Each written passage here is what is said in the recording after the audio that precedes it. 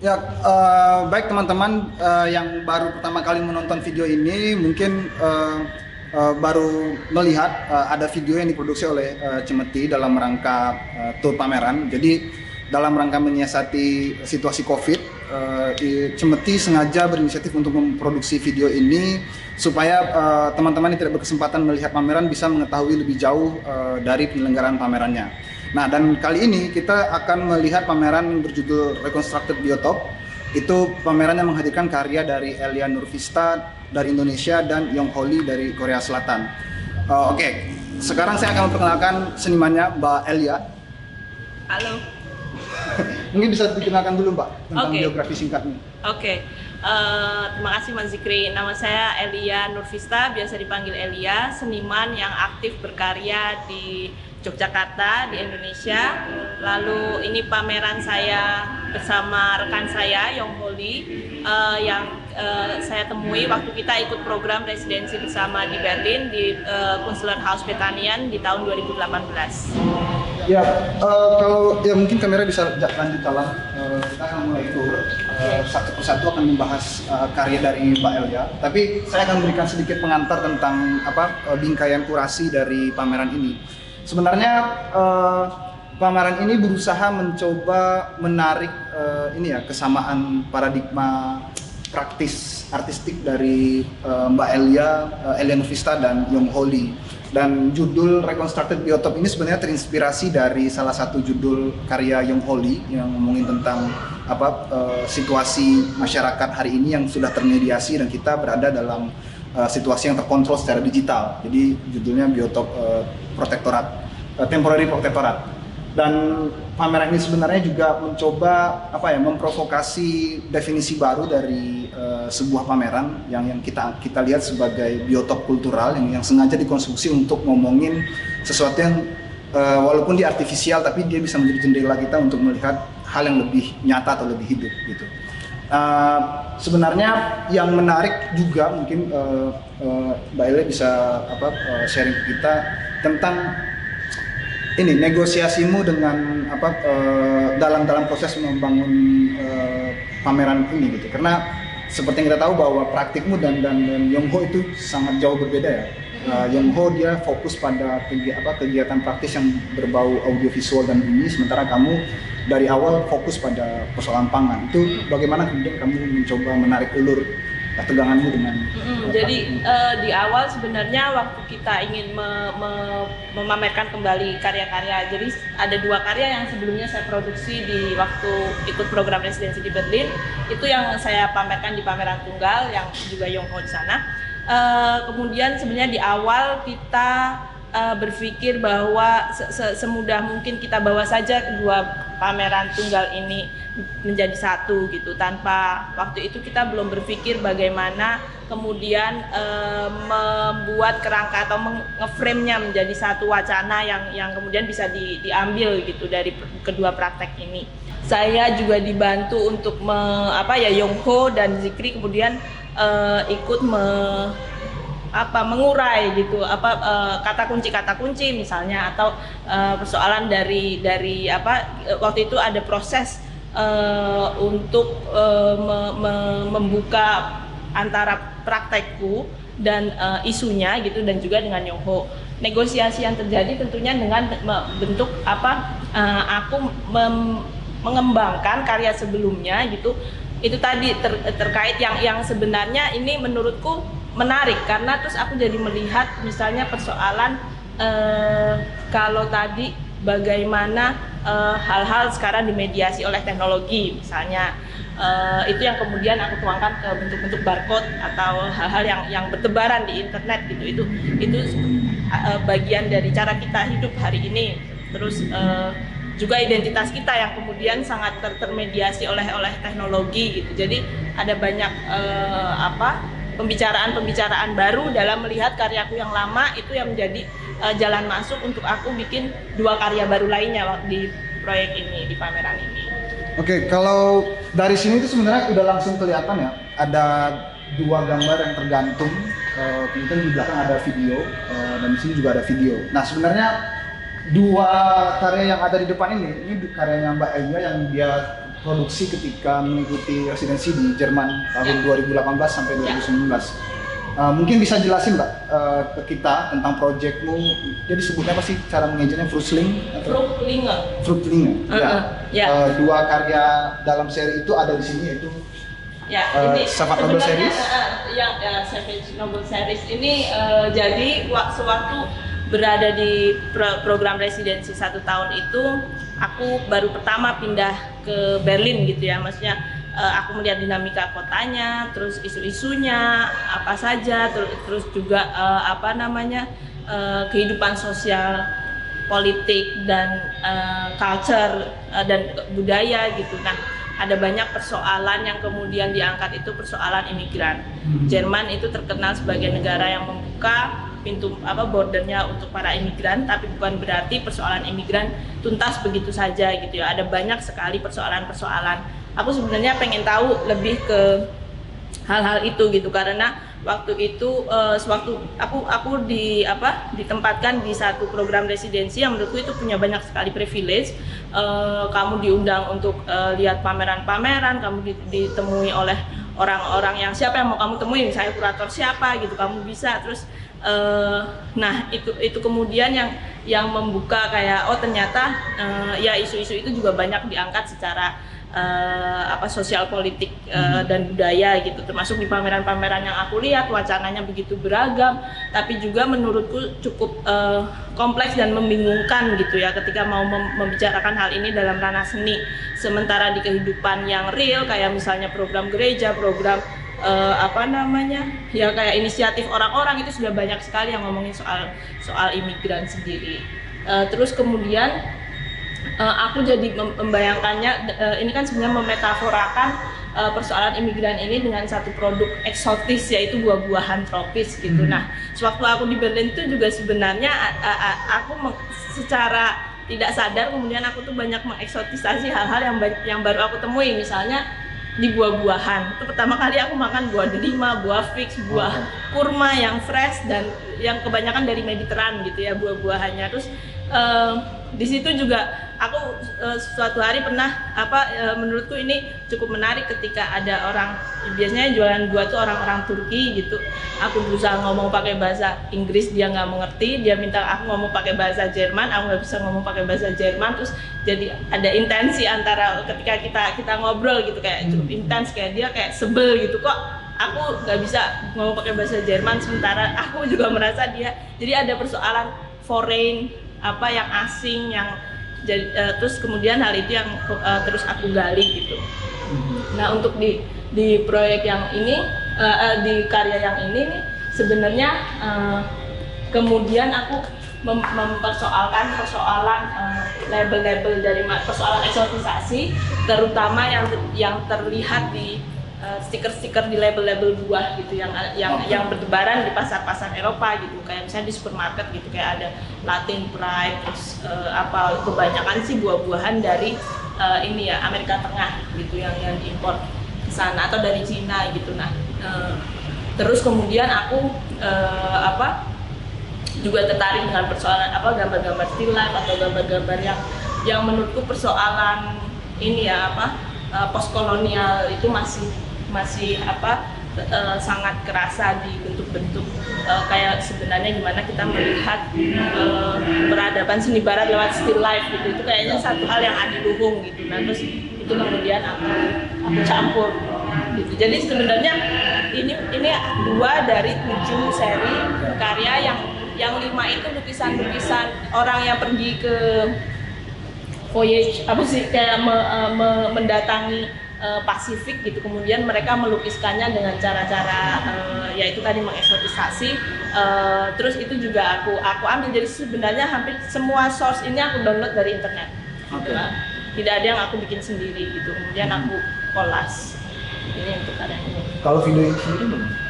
Kalau videonya ini sendiri kemudian aku ini yang sebagai metafor, buah-buahan sebagai metafor dari para migran gitu ya, karena aku juga menunjukkan bagaimana obsesi orang kayak misalnya ketika dia buah-buahan tropis, orang sangat obsesi gitu, orang-orang di Eropa bahkan di sana buah itu nggak kenal musim gitu, ada sepanjang tahun gitu. Sementara aku membayangkan manusia yang dari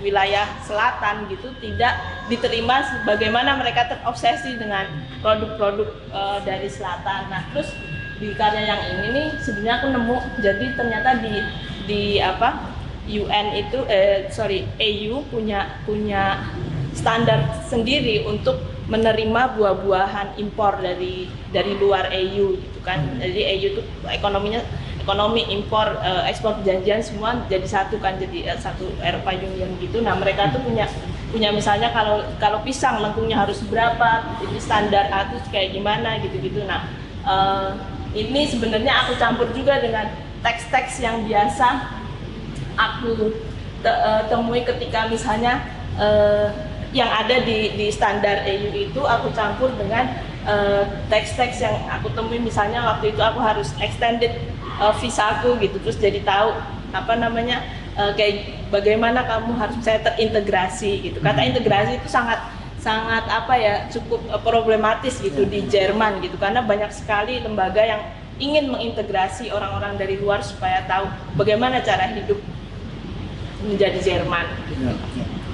Sebenarnya kan menarik ya, dari dua karya ini secara kuratorial juga aku pribadi melihatnya mempunyai tegangan yang satu frekuensi gitu dengan praktik yang dikerjakan oleh Yoho. Di sini jelas kamu mengilustrasikan tentang isu migran itu atau migrasi global itu dengan mengangkat buah sebagai objek yang didata gitu, atau yang diidentifikasi melalui permainan data gitu. Begitu juga dengan image ini yang kamu dapatkan dari praktik prosesmu, kamu mendapatkannya dari internet, kemudian kamu mencetaknya di atas kanvas dan kemudian memberikan label EU.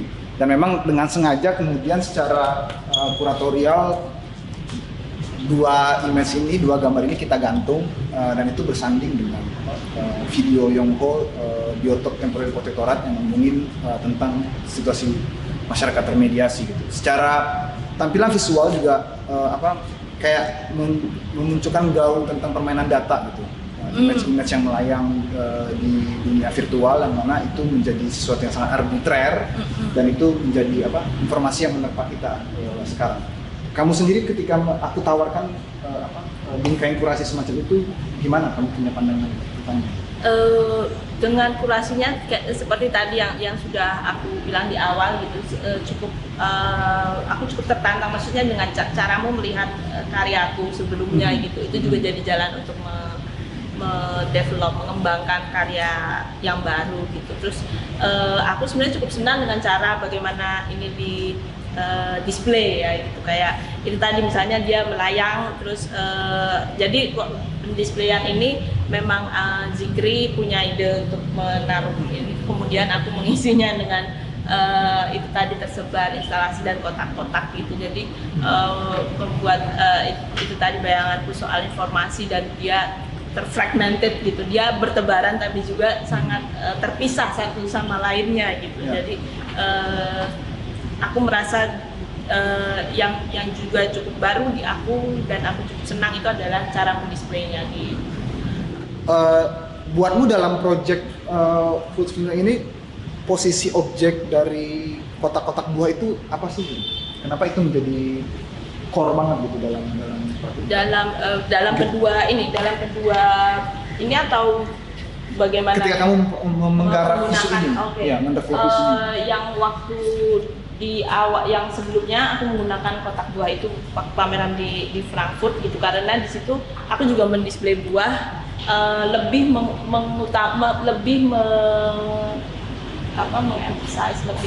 menekankan pada persoalan perpindahan ya, migrasi. Jadi kotak-kotak buah ada buah, di situ stikernya aku ganti dengan ini cap imigrasi gitu, kayak misalnya di Australia departure sama arrival gitu, dicap di visa gitu. Cap-cap buahnya aku ganti dengan negara-negara mana sih yang paling sering menjadi tujuan yang kita anggap dia memberi kehidupan yang baik, misalnya Australia, New Zealand, Amerika atau beberapa negara Eropa, sama negara-negara yang departurnya dari negara-negara yang selalu dianggap berkonflik, misalnya di Timur Tengah, Afghanistan, Syria, atau negara-negara yang yang dianggap secara UN miskin, kategori miskin gitu. Nah, sebenarnya kotak-kotak buah waktu aku display yang di sana itu sebagai pelengkap gitu, menunjukkan juga persoalan migrasi gitu, karena hampir semua buah-buah itu diimpor gitu dari kebanyakan dari Latin sewaktu di Jerman. Begitu juga dengan yang di sini gitu.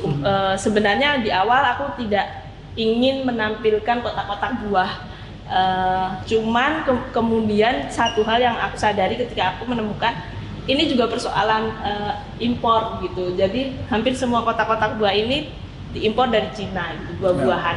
Dan buah-buahannya itu saya pir, apel, jeruk, itu buah-buah utama yang kita import. Terus ada juga pisang itu sebenarnya ditanam di sini hanya pabriknya atau corporate-nya dimiliki oleh ini multinational corporate gitu. Lalu tadi aku mau ngomong apa ya, lupa, terusin dulu deh sih. Oke, sekarang kita bisa bawa kameranya itu jalan. Di dalam pameran ini ada 2 karya baru yang diproduksi oleh Elia. Kalau buat saya pribadi melihatnya ini kayak semacam pengembangan ya dari proyek yang kamu garap di Jerman waktu itu. Di sini ada tropical repertoire, objek. Kalau misalnya sebelumnya adalah kotak-kotak kardus, sekarang kamu menggunakan kotak-kotak kayu dan meletakkan objek buah sungguhan di sini. Tapi kamu mulai membusuk ya. Ya, kamu menambahkan label-label barcode. Ya. Kamu bisa ceritakan nggak tentang konsep dari karya ini? Langkah pertama, maksudnya ketika aku tertarik mengulik persoalan ini itu sebenarnya dari stiker buah, termasuk juga yang aku bikin di gambar-gambar itu. Jadi stiker buah itu kan umumnya kita lihat sebenarnya di stiker buah itu ada kode-kode yang menunjukkan bagaimana buah diproduksi. Hanya sampai sebatas persoalan apakah buah ini diproduksi dengan pestisida, apakah diproduksi secara organik. Yeah. Tapi tidak pernah menunjukkan bagaimana sebenarnya persoalan politik di balik produksi dan konsumsi buah. Termasuk itu persoalan agreement, persoalan perjanjian perdagangan antar negara, perjanjian bagaimana para pekerjanya, labornya, petaninya gitu, dan kepemilikan lahannya dan sebagainya gitu. Nah, dari hal-hal itu aku tertarik, maksudnya sekarang konsumen hanya ingin tahu persoalan buah ini bukan dari bibitnya bukan dari GMO misalnya, atau dia tidak menggunakan pestisida, tapi kita dibatasi untuk tahu dari mana sebenarnya dan bagaimana cara buah diproduksi. Nah, buat stiker-stiker ini kemudian aku sertakan dengan barcode-barcode yang itu juga menceritakan atau sebenarnya ada banyak bertebaran informasi di dunia maya, di internet yang aku dapatkan dan aku seleksi gitu.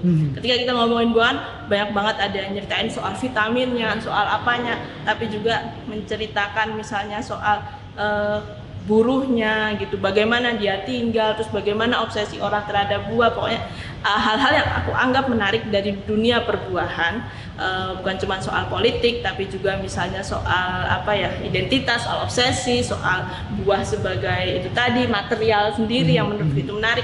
Itu aku kumpulin, lalu aku pindah jadi barcode-barcode ini yang orang bisa nge-tap untuk tahu sebenarnya bagaimana aku membentuk pengetahuanku soal politik perbuahan misalnya. Ya, itu yang menarik dan juga kemudian dibingkai dalam pameran ini, bahwa kalau misalnya dalam 2 karya sebelumnya gagasan migrasi itu berkaitan dengan isu migran gitu, migrasi global.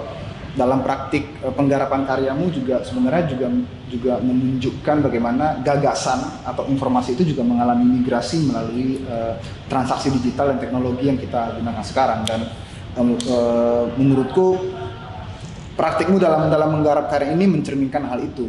Nah, dalam prosesnya seperti yang kamu ceritakan ke aku mengenai bagaimana kamu meriset atau dalam rangka membangun pengetahuanmu tentang perbuahan itu, kemudian kamu juga bertemu dengan sejumlah arsip yang didapatkan dari internet, kemudian kamu apropriasi menjadi bagian dalam karyamu, dan salah satunya tercermin dari video barumu yang kamu buat di pameran ini. Kamu bisa menceritakan nggak tentang video yang berjudul The Maladies? Ya. Jadi sewaktu aku mencari semua informasi yang bertebaran itu, ada satu video soal pisang yang menurutku sangat menarik gitu. Jadi sebenarnya video ini dibuat oleh pisang United Company, dia perusahaan pisang, ini pemodal penanam pisang gitu dari Amerika. Jadi waktu itu pisang mulai ditanam secara global ya, artinya dia diproduksi terutama di negara kayak Honduras, Guatemala, di Amerika Tengah gitu. Nah, video ini sebenarnya ingin menunjukkan bahwa pisang itu makanan yang sehat gitu, vitamin. Sebenarnya dia sedang propaganda supaya orang lebih banyak mengkonsumsi pisang di Amerika. Yang menurutku sangat menarik karena justru ini yang selama ini aku bicarakan gitu, bagaimana video ini ketika dari source aslinya itu sangat menunjukkan bahwa video ini dibuat oleh orang kulit putih dengan itu tadi persoalan mengeksotisasi pisang, dan juga bukan cuma pisang itu sebagai salah satu tools atau jalan masuknya, tapi juga bagaimana dia melihat tempat lain gitu ya, wilayah lain, terus kemudian persoalan monoculture, bagaimana cara mereka kemudian memproduksi dan mengubah lanskap satu negara bahkan untuk memenuhi kebutuhan global gitu. Jadi kupikir salah satu isu yang sekarang sedang aku geluti adalah melihat bagaimana persoalan sistem pangan komoditas yang semuanya terpusat gitu. Jadi misalnya Amerika, negara contoh katakanlah satu negara yang kuat itu mempengaruhi pada konsumsi semua populasi di dunia gitu. Nah, kemudian balik lagi ke soal video ini, justru kemudian kan video ini cara bertuturnya sangat minimalis, sangat sederhana gitu. Dia menampilkan teks kemudian gambar gitu. Jadi memang seperti ingin menunjukkan bagaimana sih pisang itu dibikin, orang-orang yang seperti apa gitu, suku apa atau ini yang memproduksi pisang. Nah, dari sini menurutku ini satu cara yang aku kemudian mereplika cara mereka bertutur dengan teks dan gambar diseling-seling, cuman perspektifnya yang aku balik gitu. Jadi di sini aku justru satu hal di sejarah perpisangan dunia, dulu pernah ada satu pisang yang namanya Gros Michael itu yang diproduksi secara monoculture dan jadi satu varian yang kemudian dikonsumsi oleh hampir seluruh tempat di dunia. Artinya masih ada negara seperti Indonesia, India, Asia gitu yang punya pisang-pisang sendiri, tapi itu mereka juga tidak terelakkan dari konsumen, sebagai konsumen pisang Gros Michael ini. Kemudian satu penyakit menyerang waktu itu namanya Panama disease, karena mungkin berasal dari Panama ya. Terus itu yang harus mengganti semua jenis pisang karena penyebaran itu cukup cepat gitu ya, dari Amerika Latin kemudian sampai ke Asia. Jadi seluruh perkebunan pisang mengganti jenisnya menjadi yang sekarang kita kenal Cavendish. Terus sebenarnya Cavendish ini juga sedang banyak diperbincangkan karena sekarang ada lagi yang tropical disease seri 4 yang kemudian mulai menyerang si pisang Cavendish ini gitu. Itu isu-isu yang aku tahu juga dari internet gitu, waktu belajar soal perpisangan. Nah, aku membalikan perspektif berceritanya. Kalau yang tadi itu kan dari kayak orang kulit hitam yang orang kulit putih yang ingin mempropagandakan persoalan mengkonsumsi pisang. Kalau ini perspektifnya justru dari si fungi, si penyakitnya ini, kenapa sebenarnya mereka menyerang dan bagaimana dia melihat makhluk non manusia, melihat perilaku kita dalam terobsesi sama itu tadi, misalnya buah-buahan misalnya, gitu sih. Oke, terlepas dari persoalan isu tentang migrasi global dari sumber daya itu yang dibingkai dalam pameran juga, aku pengen tahu perspektifmu juga mengenai penggunaan objek sungguhan atau buah atau makanan gitu yang selama ini kamu terapkan dalam praktik berkaryamu ke dalam ketika dia dipresentasikan dalam ruang eksibisi atau ruang pamer gitu. Kamu punya pandangan tertentu nggak terkait dengan estetika perkesenian penggunaan makanan sebagai metafor atau perangkat tools untuk membicarakan sesuatu yang sifatnya politis, kultural, ekonomis? Ya, kalau dalam project ini, dalam karya-karya ini, misalnya sekarang aku memasang pisang-pisang yang digantung seperti video yang aku ambil dari situ, dan juga beberapa buah-buahan yang lain dalam merespon tema soal biotape, artificial ekosistem kan, jadi banyak ya, misalnya data-data dan semua itu yang bertebaran di internet, informasi gitu, itu sesuatu yang bentuknya menurutku artificial, kayak intelijen gitu mungkin ada. Nah, justru dengan di luar itu aku ingin membawa sesuatu yang benar-benar hidup dan dia punya proses yang tidak selamanya gitu. Maksudnya kayak ephemeral, kayak misalnya buah-buahan, misalnya contohnya ada banyak yang busuk, ada yang jatuh, dan memang aku sengaja menggunakan itu tadi yang asli. Kenapa nggak, banyak yang nanya, karena waktu itu pernah juga pameran di museum, aku bawa buah, kenapa nggak buah plastik gitu. Secara visual, secara itu tidak ada bedanya gitu. Cuman menurutku secara ideologis itu beda gitu. Nah, kayak misalnya aku juga sewaktu pertama kali pameran di Berlin pakai karya itu, aku juga membawa buah-buahan yang lain yang kemudian busuk, justru ingin menunjukkan persoalan itu yang dianggap eternity gitu kan, dan satu hal yang dihadapkan langsung dengan hal yang alamiah gitu, yang ya, jadi persoalan yang alamiah dan yang artificial gitu. Bahwa durasi dari buah-buahan ini dari yang segar busuk itu menjadi bagian dari konsep. Ya, prosesnya itu juga menjadi bagian dari ini. Oke. Dan misalnya sebelum membusuk atau misalnya diambil orang dimakan, itu juga bagian dari proses yang aku biarkan gitu. Melihatnya sealamiah mungkin ketika kita melihat, maksudnya dia berada dalam konteks pameran, di ruang pamer gitu, cuman bagaimana kita melihatnya dia sebagai benda sehari-hari gitu.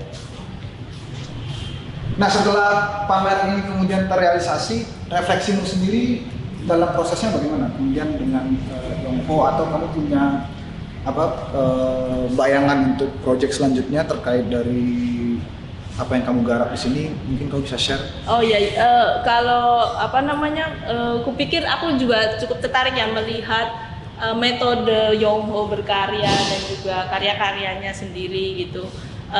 Waktu itu dia misalnya nanya kenapa waktu itu dia lihat yang video yang animasi itu, kenapa kamu pakai animasi gitu kan. Terus sebenarnya waktu itu aku nggak punya jawaban yang pasti selain persoalan teknis gitu, karena aku punya bayangan soal nanti buah itu dicap, itu tuh kayak di stempel atau masuk di scan gitu-gitu, itu gimana caranya supaya kalau nggak animasi, maksudnya kalau beneran, jadi animasi itu sebenarnya untuk mengakali apa yang ada di bayanganku yang 3D gitu kan. Dulu aku kuliahnya soalnya interior, jadi belajar 3D, bagaimana yang ada itu dituangkan dalam bentuk yang paling realis gitu. Terus kemudian dia justru punya pandangan lain gitu, kalau dia melihatnya ini tuh seperti game simulasi gitu. Ini tuh dia membayangkan simulasi kehidupan. Jadi dia cukup encourage-ku untuk menggali lagi soal itu gitu. Jadi mungkin proyeksinya ke depan aku masih tertarik dengan medium video, gambar bergerak, baik animasi, stop motion atau footage atau apapun gitu, untuk menginvestigasi, untuk membentuk kayak misalnya aku memilih judul Tropical Repertoire itu kayak satu kalau orkestrasi gitu. Jadi ngambil dari hal-hal itu untuk menunjukkan apa yang ada di pikiranku gitu, maksudnya yang idenya gitu. Terima kasih banyak Mbak Elia atas waktunya. Sekian dari tim Cemeti untuk tur pameran rekonstruktif biotop. Semoga pameran ini memberikan semacam perbincangan lebih jauh dalam praktik bagaimana kita mengapropriasi dan mengadopsi temuan-temuan yang ada sekarang, entah itu makanan ataupun informasi digital yang bisa digarap menjadi sebuah karya. Terima kasih. Sama-sama. Terima kasih teman-teman.